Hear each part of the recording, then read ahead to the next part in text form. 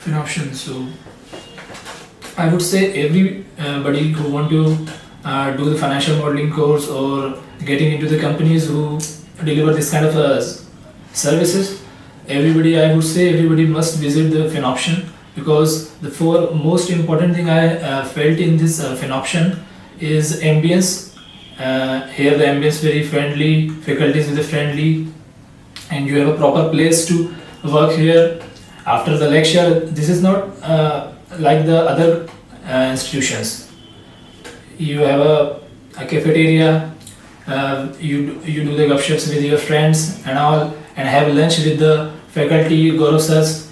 With Gaurav sir, you can have a lunch and trying to discuss some of the business ideas, investment ideas with them.